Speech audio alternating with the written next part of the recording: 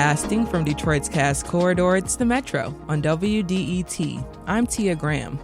This hour, we'll learn a little more about Dr. Rosa Slade Gregg and efforts to preserve a space she created out of necessity. The Detroit Associations of Women's Club is currently under restoration and has been listed as one of America's 11 most endangered historic places, and that list for 2026. Then we'll continue to learn about civically and socially conscious Black women who helped lead conversations of equality for all. But first, the fight for women's rights remains an ongoing movement. Women-led organizations marched on Washington and demanded to be heard. Their goal? Equality, socially, politically, and economically. Yet, not all women were included in that larger conversation. Many of the early women's suffrage groups excluded Black women and women of color. Women's groups of all backgrounds existed alongside the white-led organizations, fighting the battle for equality on two fronts: for racial justice, not just gender parity. The blueprint for Black women had already been drawn. Figures like Ida B. Wells had marched on Washington, carving out space in 1913 that was nearly unimaginable for a Black woman at that time. Those exclusionary practices led to the formation of Black-led organizations like the Detroit Association of Women's Clubs, or DAWC, founded in 1921 at Ferry and Brush at the height of the women's suffrage movement. The DAWC made it their mission to fight for their own version of equality, the freedom to pursue happiness, a healthy life, and true liberty. So what happened to the DAWC, its founders, and its mission? Every year, the National Trust for Historic Preservation compiles its list of the 11 most endangered historic places in America. This year, in honor of our nation's 250th anniversary, the organization is centering its selections around the theme of equality, protecting and preserving spaces that have advanced the idea that all people are created equal. The DAWC has earned a place on this year's list. Joining us now is DAWC Executive Director Candace Calloway. Candace, welcome to the Metro. Hi, how are you, Tia? Doing well. How are you? I'm doing good. I'm so excited to be here with you all. Yes, and it's a beautiful Monday to have this conversation. Yes. Now, as I stated in the intro, America is celebrating 250 years, and the National Trust for Historic Preservation is helping preserve the space with a one-time grant of $25,000. How significant is this designation for the organization? Yeah, absolutely. So it is an honor to be included on the list for this year. The DAWC has been a timeless, character-filled, history-filled place in Detroit's history, and we know that that makes up American history. And so it's so important that we are making sure that these places are being highlighted, that their stories are being told and preserved, and that there's dollars to back up repairs, restoration, and other efforts to keep these places going. And now, did you all apply to receive the designation and grant money, or were you selected? We were selected. So that was an even bigger honor, just to know that our story is being told, it's being shared so widely that on a national level, we're getting attention about not only the projects that we're doing, the things that we're trying to preserve, but also about the importance of this place and its place in America's history. Now, before we get into the building itself and the repairs and restoration, now you were talking about just that national or that broader conversation of storytelling that's happening about DAWC. Why do you think so many people in the city of Detroit do not know this historic space and what it meant to the equality for all in this nation? So she is a hidden gem. Yes. I like to call her a hidden gem, but she's been a staple. We have been participating with cultural events, historical events in the city of Detroit for a very long time. We've had a lot of elected officials, grassroots organizers, powerhouses come through the doors of the DAWC to honor other women, to host celebrations, to celebrate together, and just have a place where women could go, honor each other, celebrate each other, and have a place. And when we think, once again, going back to just that overall storytelling, when you all were selected and received the designation, what were some of the things that they were telling you about why they wanted to preserve it? So the theme for this year is to celebrate equality for all. And so the DAWC and its founders, the club, Dr. Rosa Slade Gregg, have really emphasized that point in Detroit, specifically focusing on Black women, uplifting those stories, making sure that they were creating space and room for progress.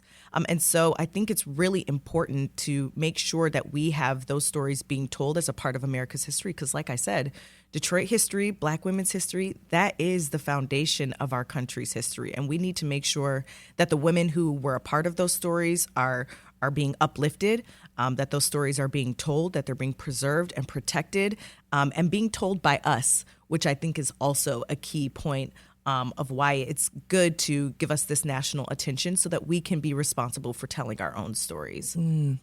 Now, what's in need of repair to get the doors back open as soon as possible for the Detroit Association of Women's Clubs? So right now, our membership is on moratorium, and we are closed to the public. In February of 2024, our clubhouse sustained some damage from water. It's been mostly focused in one specific area of the home, but it did make that we had to close our doors because we wanted to be safe. We wanted to make sure that those who were coming in to learn about the history of the clubhouse, about Dr. Rosa Slade Gregg, participate in the community events that we were doing. We're doing it in a way that was comfortable and safe. So we do have a lot of original woodwork, floors, plasterwork, paint that will need to be repaired. And those things take time and money because they're specialized services. And so in order to make sure we're maintaining the integrity of the house, we have to abide by a certain level of standards that are outlined by the state, but it requires us to use licensed contractors, builders, folks who understand the history of the structure, and can come in and do those repairs in a way that's safe and responsible. Now, we are structurally sound, so we were blessed to make sure that we didn't have to do anything with the structure of the clubhouse. But those aesthetic pieces, things that tell the story of the clubhouse, talk about what happened through its doors. Those are the things that we need to make sure we're restoring in the right way, and all of those takes time and money. What's one special or unique feature about the building that stands out to you personally? Like, what's one of your favorite historical features in that home? Oh, that's a good question. So there is an oil painting of Dr. Rosa Slade Gregg that sits in the living room of the clubhouse. And behind the oil painting, there's actually the outline of a door frame. So because of racial restrictions and redlining in the historical neighborhood, when Dr. Rosa Slade Gregg purchased the home from William Lanane, the original builder and owner, they were restricted in the deed from Black women or Black people owning those homes.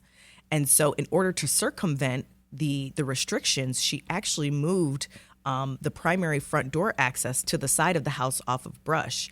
And so there was originally, if you approach the clubhouse, you'll see that the porch on East Ferry leads nowhere. There's no access to the porch. There's no door getting inside, but you can see the outline of a porch door that the Black women, as part of the clubhouse, were using to access the home. But because of the outrage of the neighbors in that time, they bricked in the front door, that front porch door, and used the side entrance. So they hung the oil painting where the original porch door used to be. And it's just this symbol of resistance and outrage that Rosa was going to stand in this spot where this door had to be bricked in order for them to keep the home. That is just tells this so many stories. And evokes so much emotion out of me that it is my favorite point in the house. Sometimes I just stand there and watch her stand in front of that door frame, that she was not going to let anyone tell her where she could go, what she could own, who she could be. And so that oil painting speaks to me every single time I walk through its doors. I mean, honestly, it's very cool. It is. And just the history of that time. I mean, she purchased a home in 1941, correct? Yes, for the purposes of having it be the headquarters for the clubs, which at its peak had about 3,000 members, 75 clubs. They were active and they needed a space to go. So she approached William Lanane, the original builder, and she took a second mortgage on her and her husband's home, which I don't know how he felt about that, but clearly, he was supportive. And she offered him a check and he accepted. And she purchased the home. And so to date, there have only been two owners, the original family and the Detroit Association of Women's Clubs. Wow, that's amazing. Mm-hmm. That's amazing. Once again, I've been doing a little research about that time, honestly, from the 1920s all the way up to the 1940s. Detroit was going through this artistic boom. We had the College of Creative Studies in its infancy. We had so many other spaces, the Freer House, all of these places were popping up around where she was at that time. So to think that she was fighting against so many powerful folks at that time in that neighborhood and that community is mind-boggling. Well, she was really making some waves of her own. So Dr. Rosa Slade Gregg actually in 1947 founded the Slade Gregg Academy of Practical Arts. And she was focused on educating Black people on dressmaking, tailoring, food service, just to provide more economic opportunities and growth for the folks who were starting to move up from the South to Detroit. And it was actually the first Black-owned business on Woodward. So she was a pioneer of her own in that area, in that space, and just making sure that there was equal access, equal opportunity for all she encountered. She was an educator, a member of Sigma Gamma Rho. She was a public servant through and through. And so she wanted to make sure that, I think, like the nature and desire of our country, that there was equal opportunity and access for everyone. This is the Metro. I'm Tia Graham. We're talking about the preservation of the Detroit Association of Women's Club and its historic significance. Our guest is Candace Calloway, Executive Director of Detroit Association of Women's Clubs. Now, Candace, I want to take us back in time to the formation of the Detroit Association of Women's Clubs. Now, it initially opened its doors to 8 Black women-led organizations in 1921. They had to create their own spaces because they weren't allowed in the white women's clubs. We all knew this was happening. Mm-hmm. Talk about the extreme pressure, not just civically and socially, but politically, that they were under that created that need for the space. Yeah, I think it's important to understand the power of placemaking. Having a space that's safe, where folks can go and organize, where women can gather and talk, because they were socialites. They were wives of prominent Black businessmen in that area in that time, which was already groundbreaking on its own. Wow. But deciding to take the time, their backgrounds, and gather together to create a space not only for themselves to be safe, but knowing that future generations, women like me, and my peers and my sisters, we would want to have a space as well where we could go, where we could have civically minded conversations, engage other people, engage our young people about issues that were impacting Black women, Black Detroit women, and folks across the country. I think she was way ahead of her time. And the women that came along with her that made up those clubs and supported her, they had a vision. They knew exactly what they wanted to do. They wanted to create this space. They wanted it to exist in perpetuity, and be safe and secure, and be owned by Black women. That is so powerful. And they've continued to have that legacy carry forth, even though those clubs don't necessarily exist in the same capacity today. And the same activities that were maybe happening in the DAWC then are not necessarily the ones that are as relevant now. But the legacy carries through, the intentionality, the foresight that they had, that still definitely carries through every single time someone walks through the doors of the DAWC. Now, because you just talked about the young people and the young women and taking on that legacy, do you think that the model that Dr. Rosa Slade Gregg put into practice, community and grassroots activism, could work with this new generation of young Black women, Gen Z and then Gen Alpha, who's coming right up underneath? Yeah, absolutely. I think we see now more than ever the loss of the third place, where folks are not being asked to pay for something in order to gather. We want those sacred places where folks can come and imagine and dream about what their future could look like, talk about the issues that are happening right outside the doors of those places and what they can do to create change. You need space in order to do that. And to be heard. And I remember myself, at the DAWC, within those walls, my voice felt heard. I felt like I was a part of something, and I felt like I had the opportunity to create that space for someone else to be a part of something. And so I think it is so important that we create that third place, make sure the doors are open, are welcome, and that they know that it's owned by us. It will continue to be owned by us, and it's not something that changes in the city of Detroit can threaten, because things are changing. They're always changing. But what we know is that there's security in ownership, and that there is legacy and preservation, and there's always learning to be done with community. And so having a place to do that is sacred and it's important and something we have to preserve, especially with Dr. Rosa Slade Gregg's intention and dreams for this space. It has to be carried forward. Now, Dr. Rosa Slade Gregg was, of course, a civil rights activist, political strategist that worked with three sitting presidents in her time, advising on equality affairs for all. Yet she decided to come back to Detroit to handle her affairs. I'm always struck by that because so many folks stay here to do their work, important work that moves the nation. Why do you think Detroit felt like a space where she could make real change? I think Detroit is the launch pad for a lot of creative genius across this country, a lot of history that happens across this country. Detroit is ground zero for a lot of innovation and creativity and foresight. And I think she understood that. She was able to come into this city. She moved up from Georgia. She was an educator. She got her start here, her and her husband. And she was able to make real impact and change, starting with the academy, creating the chapter of the Detroit Association of Women's Clubs. And I believe that she knew that her roots here were strong. The impact that she was able to have on the young people here, the young women here, was strong. And of course, she had this beautiful legacy in the physical clubhouse space that needed to be maintained and cared for and passed on to the next generation. But as a Detroiter myself, as someone who's left and came back, you always feel that pull back to Detroit. It is a very hard thing to escape just because it is the birthplace of so many movements, so many creatives, so many powerful people. There is always this draw to come back to Detroit and sow seeds and to reap the benefits. So I totally understand where she comes from and wanting to, know that her story in Detroit wasn't finished, because no one who has a story that started in Detroit can ever really finish it. There's always something to come back and do. Now, how do you even put into words the kind of courage it would take for her at that time to achieve those goals?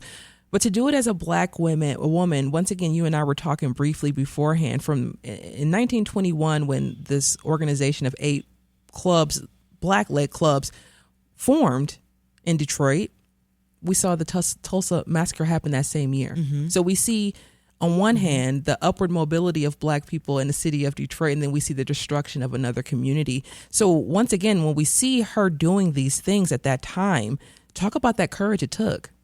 Yeah, I think that she understood what she was doing it for. As we watched devastation, things change in our own city, in our own communities. It's easy to get distracted. It's easy to get discouraged. But when you have a goal in mind, like the one that I think Dr. Rosa Slade Gregg had, it drives you. It continues to push you towards that goal. And to do whatever it takes in order to accomplish it, because I think she had some inkling that women like me were on our way, and she wanted to make sure that something was ready to hold that and create space and room for that, because like most Detroiters, we know that a lot of things rise from the ashes. And despite the destruction in Tulsa, Oklahoma happening simultaneously, she knew that there was going to need to be ingenuity and holding and space created for whatever was going to come out of that, because it's always going to be something much better and brighter than we could ever imagine. And so I think that's probably what kept her going. Of course, having community like the other women who also had these same kind of goals in mind strengthened her, kept her steadfast and focused. And I think that's also why it's so important to have these spaces where women can come together, Black women can come together, support one another, understand each other's goals, pick up where folks drop things and keep moving forward. And that's the importance of having spaces like the DAWC to create those relationships, to create those bonds, to keep moving forward towards a goal. Right now, we're speaking with Candace Calloway, the Executive Director of Detroit Association of Women's Clubs. The DAWC was recently added to the National Historic Trust for Preservation, the 11 most endangered historic places list. It's in an effort to save important spaces that have aided in the advancement of equality for all. When we return, we will continue our conversation and learn a little bit more about the DAWC and how that mission continues today. You all stay right there. This is The Metro.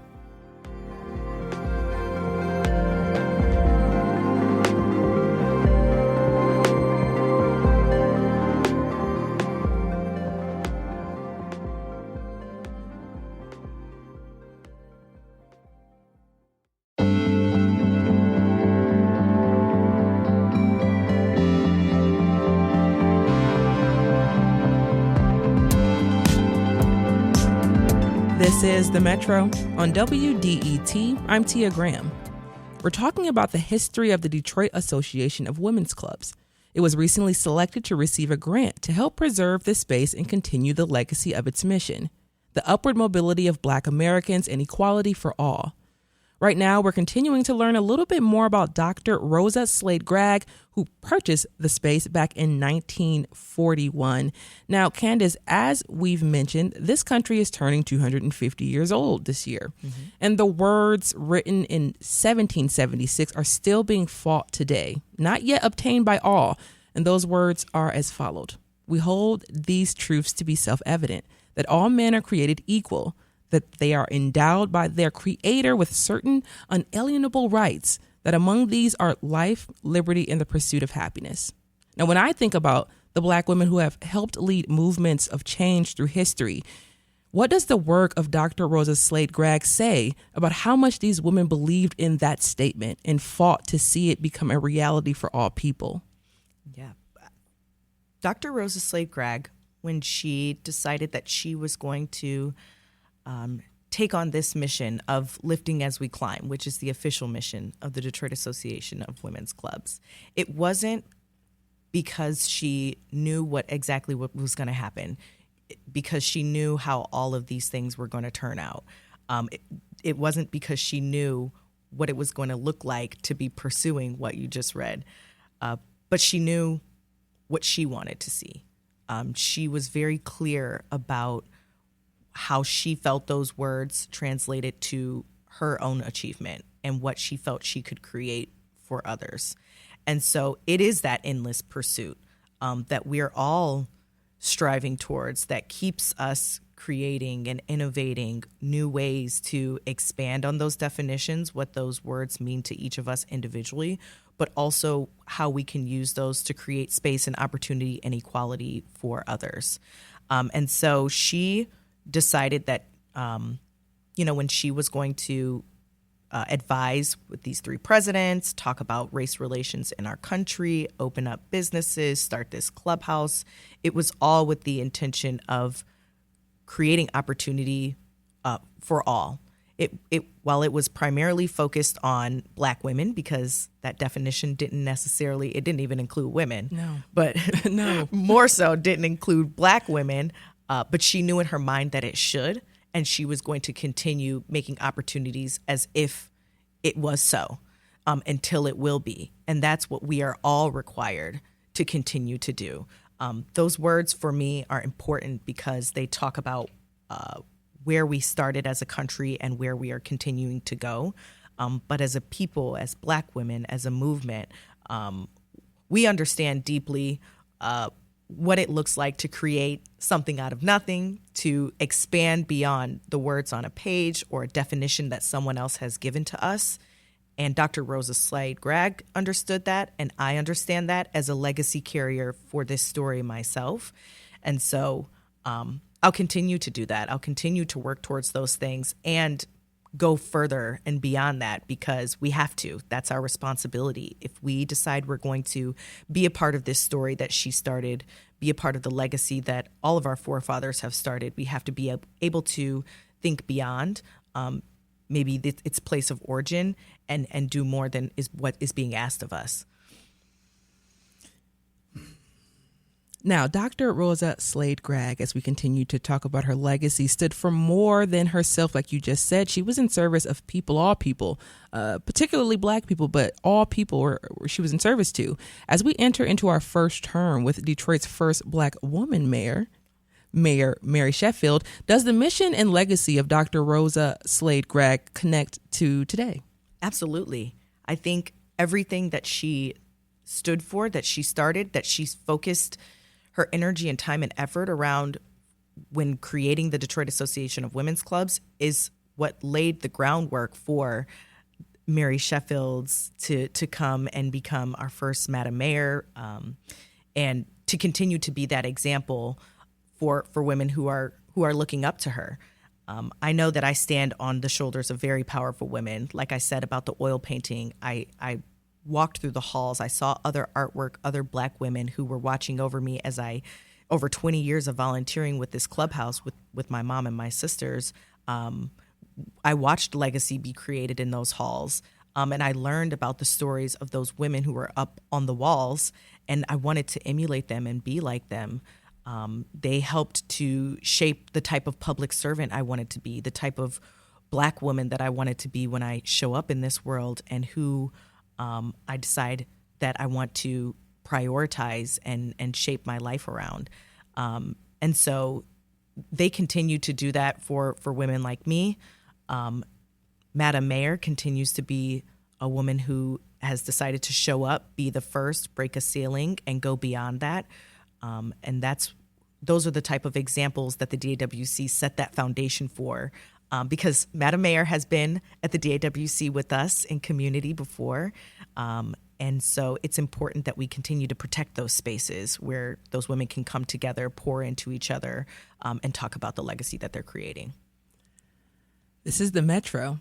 I'm Tia Graham. We're talking about the preservation of the Detroit Association of Women's Clubs and its historical significance. Our guest is Candace Calloway, Executive Director of Detroit Association of Women's Clubs. Now, what's the significance for all people, but especially young Black women, having a space like DAWC open to learn and to grow with like-minded people? We know what the anecdotes are right now. We hear the conversations that are happening about young Black people and not being politically connected or civically connected. So, what's the significance of having this space open and actually getting these young people there? So the three pillars of the Detroit Association as it stands today are focused around civic empowerment, community building, and historical preservation. And when we made the decision to focus on those areas, it was because we knew what the space had meant to us, but we also knew what it could create for others, for future generations. And so we wanted to make sure that there was a place where Black women, future Black leaders, could come, do workshops, be trained, talk to other leadership in their community, and learn about what it means to be a part of community building or civic empowerment. And so focusing on that specifically for Black women was really, really important to us because we felt that that's what would tie us back to the legacy that Dr. Rosa Slade Gregg had created. But also grassroots organizing is just as important, advocating for specific causes for our young people, for education, for literacy, for health, making sure there was a space where those projects could happen, a physical space where people could organize, was available to them was really important. So securing that, and in securing our physical space, we wanted to make sure that access continued to be there for all. Mm-hmm. And then finally, historical preservation. Our clubhouse is an important part of Detroit's history, not only through its physicality, but also because of what it symbolizes for our teachers, for our historians, for visitors who just want to learn more about Detroit. And so not only did we want to make sure we were preserving the physical space, we also wanted to teach others how to do that as well. And we felt like the DAWC would be the perfect place to do that. And so we're exploring opportunities working with our Historic Designation Advisory Board to bring workshops or series in, folks who are specifically focused on doing those preservation of our windows, of our roofs, of our plaster work. We want to make sure that there is opportunity for hands-on learning around historical preservation, and we want to have the DAWC be a catalyst to do that because we deserve to have opportunities learn in that way. For our young people, for our Black women who want to be oral historians or learn about how to preserve documents or archives, because we have so many handwritten letters and notes and minutes from the clubs and the churches that were hosted in the DAWC, but we have to make sure we understand the ways in which to protect them and do that securely. And so bringing in teachers into our space so that they can get that firsthand knowledge, firsthand access to opportunity was really important to us. So we feel that all three of those pillars really encompass not only the dreams that the women of the clubs and Dr. Rosa Slade Gregg had, but also for a future that we see that the DAW can continue to be a part of and serve an important purpose in. So Candace, you and I, of course, have been chatting it up. And one of the things that we talk about or have talked about is just this idea of who's supposed to pass the legacy on. For myself, I had no idea who Dr. Rosa was, what she stood for. I had no idea the location even existed. So I think about, a ball being dropped somewhere along the line. Mm-hmm.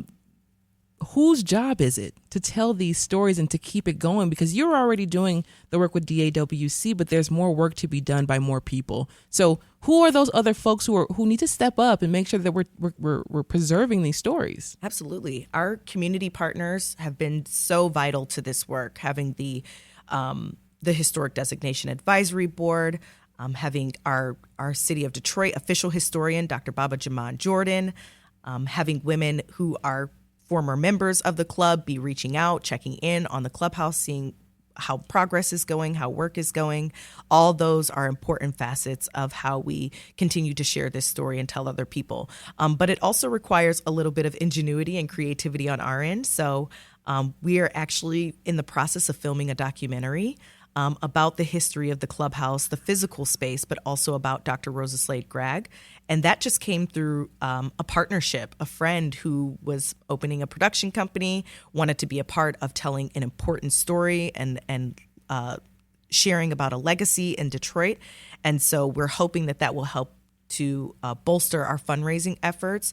But being able to explore all modes of communication and storytelling is really important in this process, but also financial partners, corporations, folks who have relocated to Detroit or have been in Detroit for a long time, been a part of Detroit's story, looking around, understanding other significant pieces of what makes Detroit so unique and special, getting interested in what they're doing and supporting them. All those things are how we can make sure that these spaces, these physical spaces, these stories are preserved. Our museum and cultural institutions, including Dr. Rosa Slade Gregg's story on the walls of their museums, is so important. The Historical Society, reaching out and including us. Our Burton collection at the Detroit Public Library. Mm-hmm. All of these pieces give a place for learners of all types to go and find out about the clubs, find out about Dr. Rosa Slade Gregg, and then just being able to reopen to the public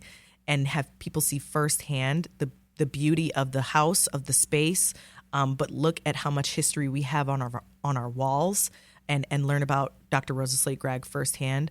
All those are going to be an important part of preserving this history and continue to tell its story. Now, before we do get out of here, what do you hope is the legacy of DAWC for the next generation? And how do you want to expand on that mission that Dr. Rosa Slade Gregg set forward? How do you pass that legacy onwards? So like I said, our mission is lifting as we climb. And so while we are continuing to climb and strive for higher heights, we're also reaching behind us and pulling others along with us, which I think embodies exactly what Dr. Rosa Slade Gregg would have us to do. So making sure that we continue to fundraise, prioritize this space, make sure that it's standing here for another 100 some odd years with its doors open to the public so people can come in and learn about its history, and also about the dynamic of the city at the time that they purchased the home, because folks have approached us about reopening the porch door, and we feel that it's an important part of our story that we shouldn't disturb it, because it gives us a capture of what it was like to be a Black person in that space, in the city at that time, and we think it's vital to maintain that and not change it. But come and get engaged with us. If you're a historical preservationist, if you have any connection or reflections on the DAWC with your own experience, please reach out to us. You can log on to our website at www.friendsofdawc.com. We would love to hear from you and help continue to share our story with others. Yes, yes. Candace Calloway is Executive Director of Detroit Associations of Women's Club. Recently was added to the America's 11 most endangered historic spaces and places, received a grant of $25,000 to get you a little bit closer to reopening those doors. Candace, thank you so much for joining us on the Metro today. Thank you. Thank you for having me. Coming up, we'll learn a little bit more about the Black women behind civil rights and global equality. You all stay right there. This is the Metro.